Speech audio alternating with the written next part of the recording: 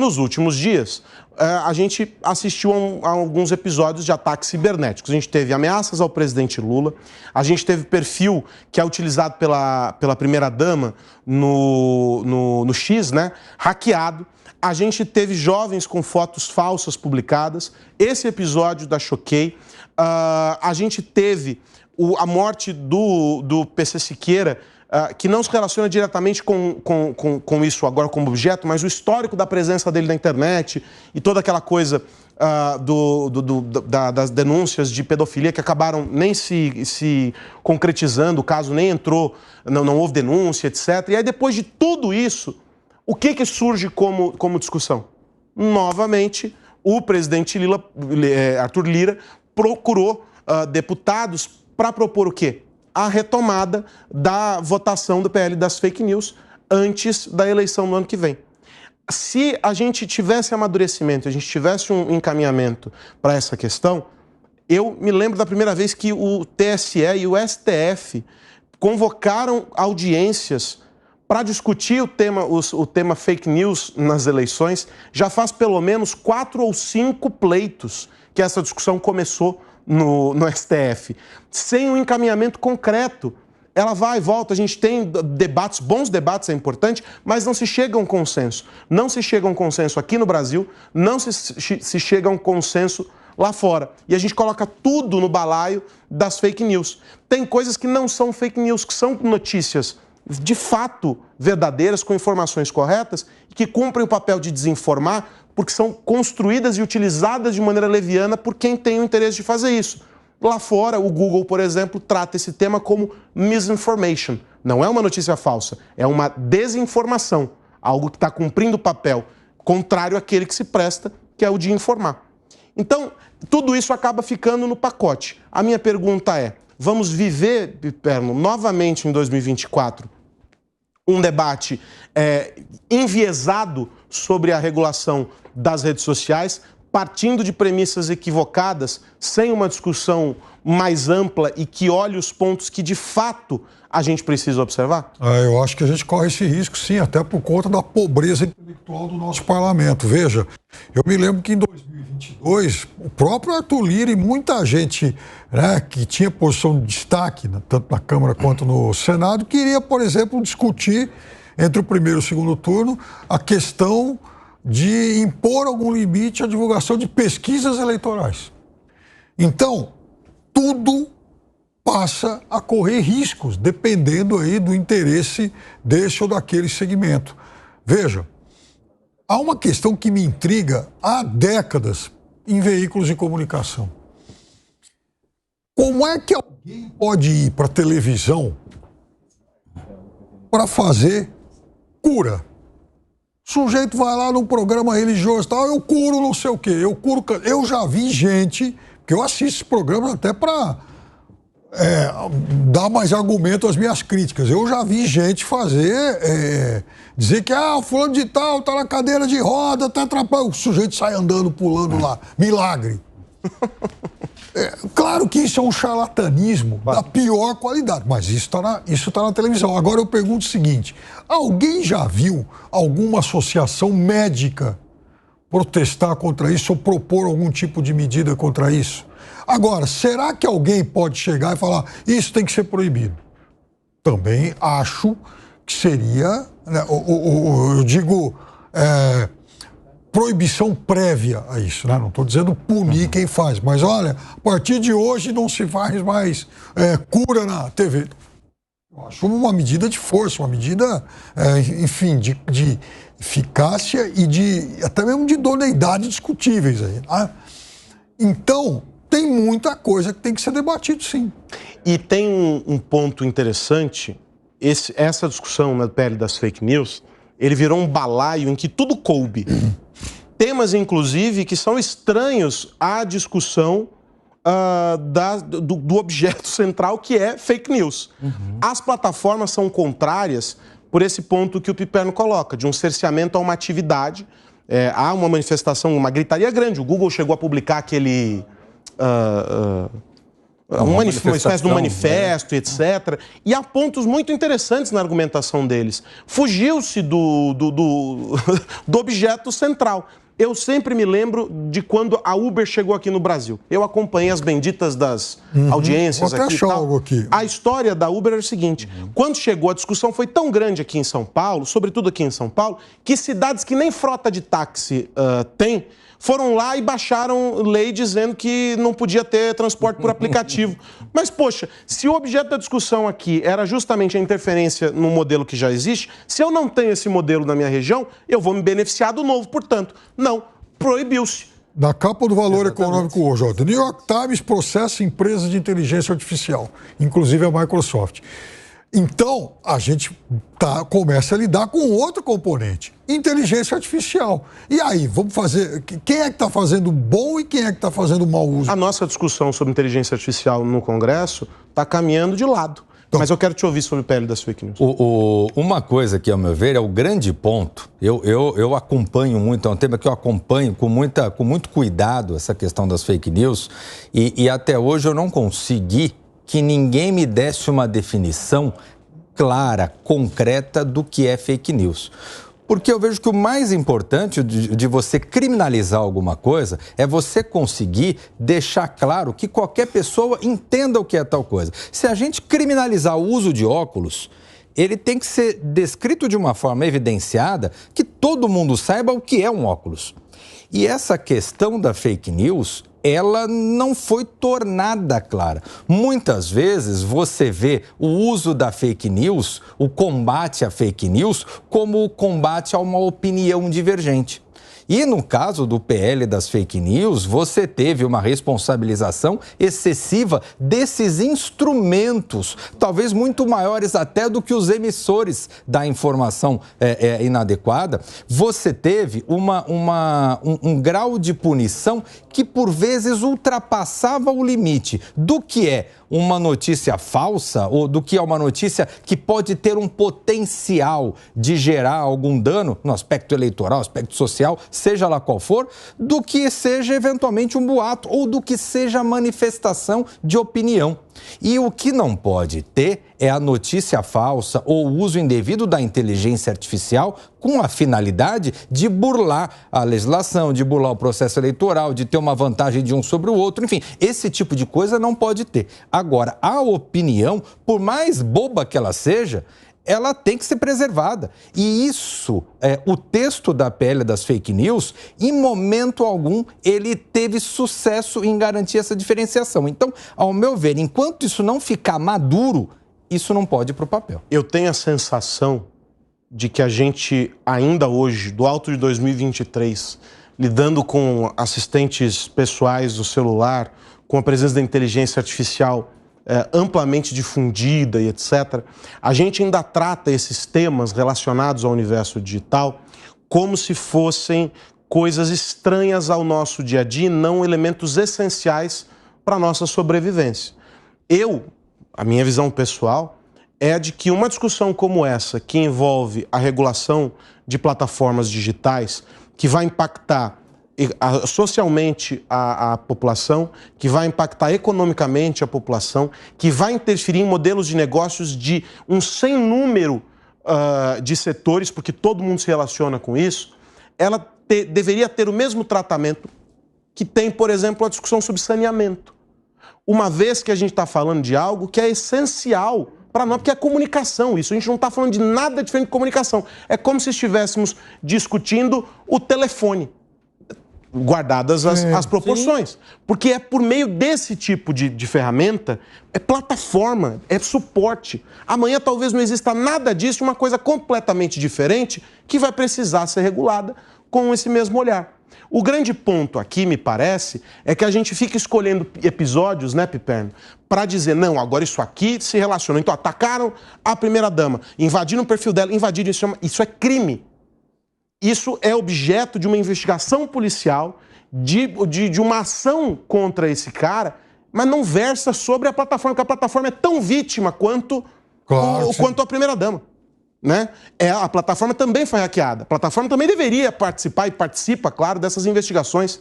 Agora, eu escolho o caminho de levantar uma discussão não contra os criminosos. Para vocês terem uma ideia, o presidente assinou agora o Plano Nacional de Segurança Cibernética. É muito bonito, mas nós temos a Autoridade Nacional de Proteção de Dados pela metade. E são temas que se complementam.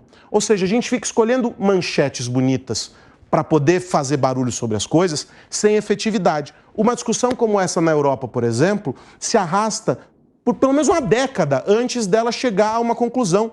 Foram quase 10 anos, mais de 10 anos, para definir a Lei Geral de Proteção de Dados na Europa. E por que aqui a gente faz com pressa, Piperno? Na verdade, a PL da fake news, ela tem a Europa como, né, parte da sua inspiração. Mas o fato é que a gente discutiu muito, principalmente no primeiro semestre, porque foi o período em que essa PL tramitou, até ir para o freezer e tal.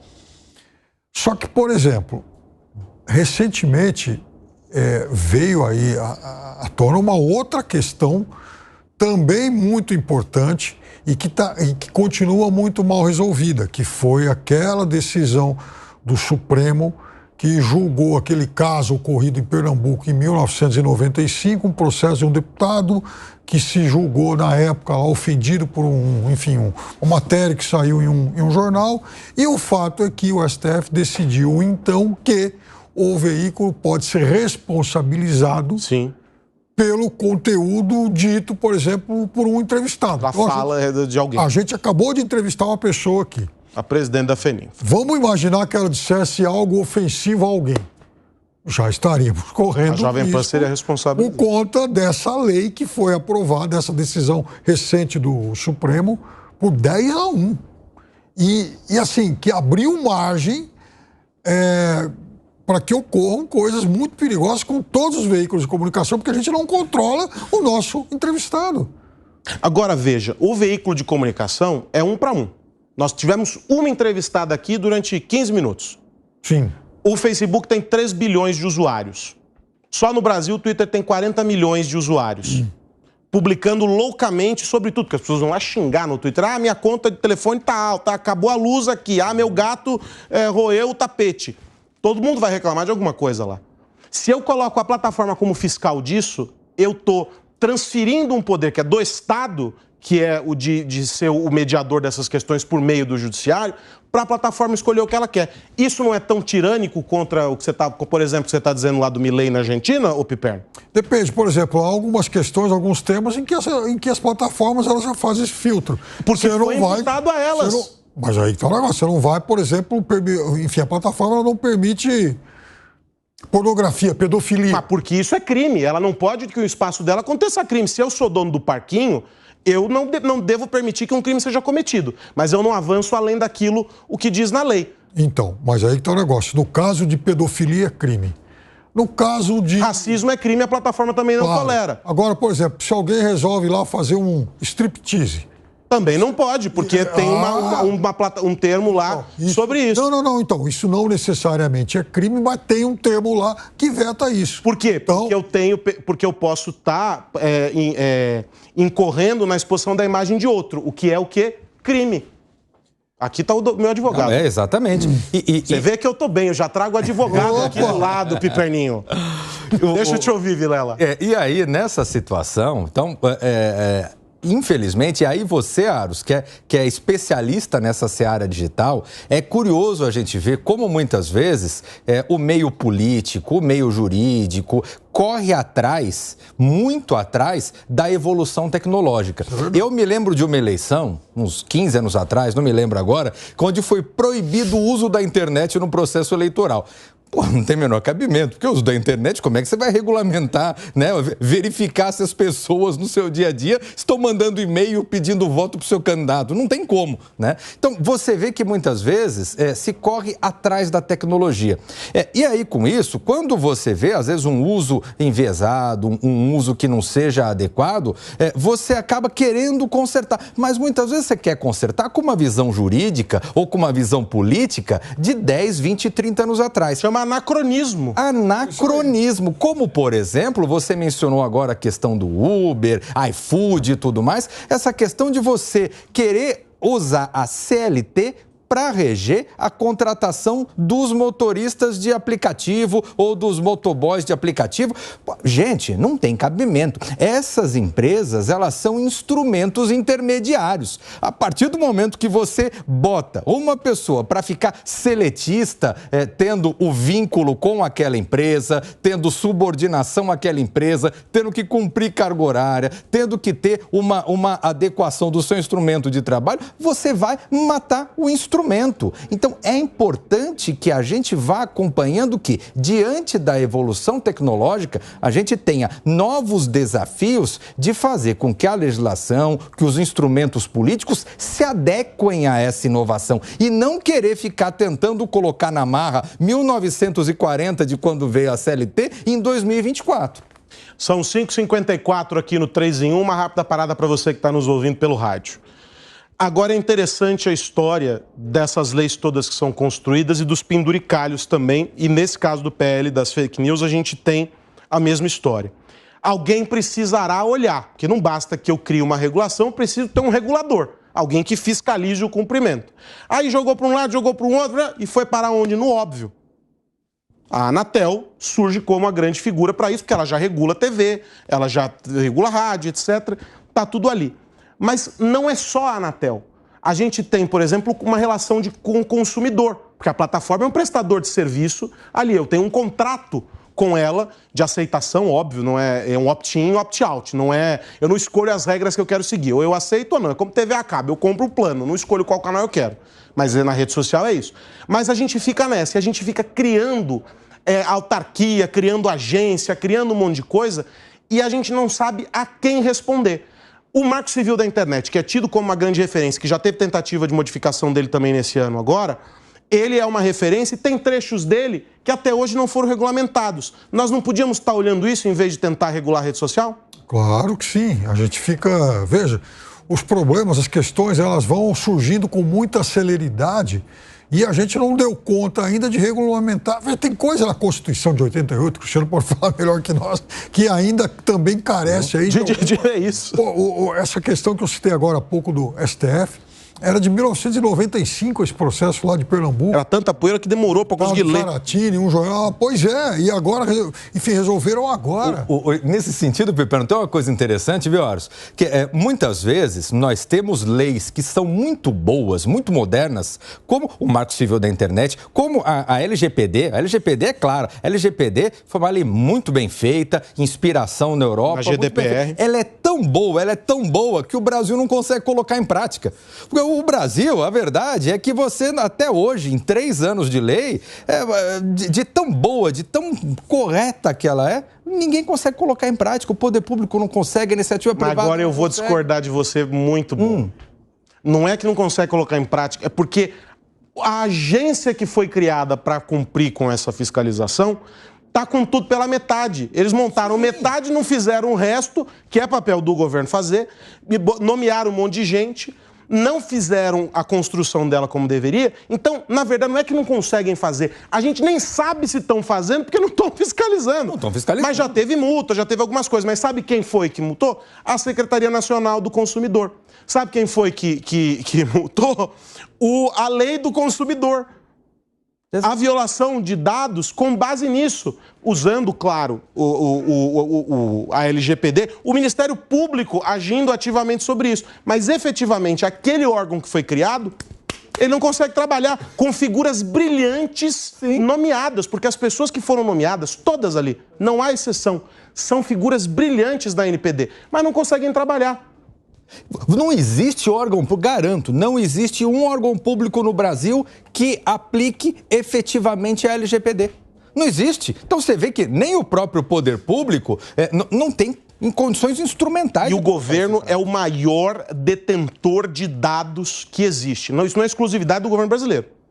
Todo e qualquer governo é o maior... Vamos na Receita Federal? A Receita tem muitos dados ou não? Acho que sim. E não há um dado ali que não seja sensível. A LGPD faz essa distinção entre dados que não são sensíveis e dados sensíveis. Mas dado pessoal é essencialmente tudo aquilo que te sinaliza, que te identifica. Ele pode ser sensível ou não. A Receita só tem dados sensíveis. E a Receita está embaixo de quem? Do governo. A gente sabe se a Receita Federal, por exemplo, está em conformidade com a Lei Geral de Proteção de Dados? No governo Bolsonaro, tivemos vazamentos de dados no Ministério da Saúde e em outros órgãos. Sim. Tinha compliance lá? Divulgaram, inclusive, dados confidenciais de pessoas da Anvisa. Exato. No momento de uma votação lá. Então, Tivemos divulgação de dados do próprio Jair Bolsonaro. É isso. Do próprio presidente. Agora, para a gente fechar aqui, a gente tem 1 minuto e meio para terminar essa conversa. Se nós fôssemos apontar como grau de prioridades, dentro de tudo que nós discutimos hoje aqui, em que posição da fila entra esse debate que o Lira está tentando reerguer das cinzas, porque ele já estava meio escurecido aí, depois da agenda econômica que o governo acelerou? O Haddad hoje fez, aliás, uma rememoração rápida ali de tudo que houve de correria do governo, e teve. A Fazenda trabalhou esse ano. Ele entra em que lugar na lista de prioridades? Porque eles estão preocupados, está na nossa linha fina ali, eles estão preocupados com a eleição agora em 2024. Em que posição, Piperno? Primeiro eles vão querer, enfim, resolver, bater o martelo na questão do dinheiro para eleição, né? E para você, eu vejo que está lá atrás. Para usar a frase que foi dita até pelo ministro Barroso recentemente, esse é um tema, né, que não está na ordem de prioridades na discussão política do Brasil, ao meu ver. Há quem diga o seguinte: siga o dinheiro. Follow the money. A única coisa que eu faço é o convite para que você, que foi lá na rede social, se inscreveu, ou quando faz qualquer assinatura de software e vai lá, aceito sem ler, faço o convite para que você leia. Já é o primeiro instrumento para o seu empoderamento nessa discussão sobre a regulação das redes sociais. Daí, depois que você lê tudo o que está ali, você vem e conta para a gente se existe razão para regular ou não. Vou dizer que está 50-50.